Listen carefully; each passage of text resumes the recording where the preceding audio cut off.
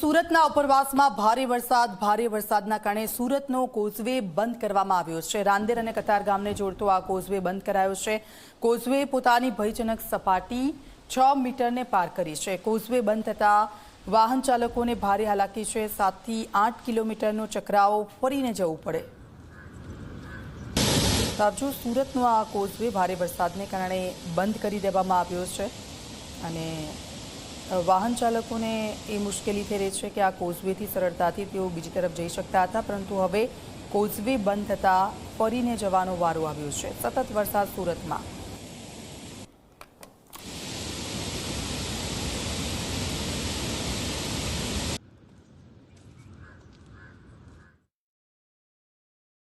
ઉપરવાસમાં પડી રહેલા ધોધમાર વરસાદના કારણે ઉકાઈ ડેમમાંથી સતત જે તાપી નદીમાં પાણી છોડવામાં આવી રહ્યું છે, જેને કારણે જે કોઝવે જે છે તે ઓવરફ્લો થયો છે। આપ જોઈ શકો છો કોઝવેની ભયજનક સપાટી 6 મીટર હતી, પરંતુ ઉપરવાસમાંથી જે રીતે પાણી છોડવામાં આવી રહ્યું છે ત્યારબાદ હાલમાં જે કોઝવે જે છે તે ઓવરફ્લો થયો છે અને હાલમાં કોઝવેની જે સપાટી છે તે 6.79 મીટર સુધી પહોંચી છે।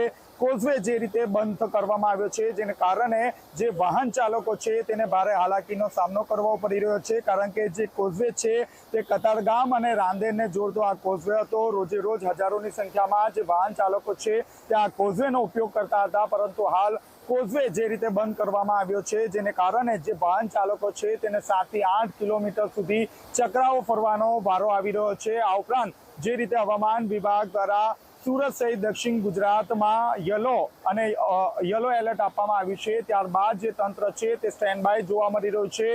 સુરત કલેક્ટર દ્વારા કંટ્રોલ રૂમ પણ ઊભો કરી દેવામાં આવ્યો છે। રાઉન્ડ ધ ક્લોક તમામ પ્રકારની જે માહિતી છે તે માહિતી મેળવવામાં આવી રહી છે। હાલમાં જે ઉકાઈ ડેમની જે સપાટી છે સતત વધી રહી છે। ઉકાઈ ડેમની સપાટીની વાત કરીએ તો 308.16 પહોંચી ગયું છે, એટલે કે દિન પ્રતિદિન જે ઉકાઈ ડેમની જે સપાટી છે તે સતત વધી રહ્યું છે, જેને કારણે તંત્રએ પણ રાહતનો શ્વાસ લીધો છે, કારણ કે જે વરસાદ છે તે વરસાદ 15 દિવસ લેટ શરૂ થયો હતો, જેને કારણે ક્યાંક ને ક્યાંક પાણીની જે સમસ્યા છે તે ઉદ્ભવે તેવી પરિસ્થિતિનું નિર્માણ થયું હતું, પરંતુ છેલ્લા 5 દિવસથી જે રીતે મેઘરાજાએ રૌદ્ર સ્વરૂપ ધારણ કર્યું હતું અને ઉપરવાસમાં પણ જે રીતે ધોધમાર વરસાદ વરસી રહ્યો છે, જેને કારણે હાલમાં જે કોઝવે જે છે તે કોઝવે ઓવરફ્લો જોવા મળી રહ્યો છે। આ સાથોસાથ વાત કરીએ તો કોઝવે ઓવરફ્લો થતાની સાથે જે તંત્ર છે તેને પણ એલર્ટ મોડમાં મૂકી દેવામાં આવ્યું છે। કેમેરામેન વિજય બેસાણે સાથે ચેતન પટેલ, ઝી મીડિયા, સુરત।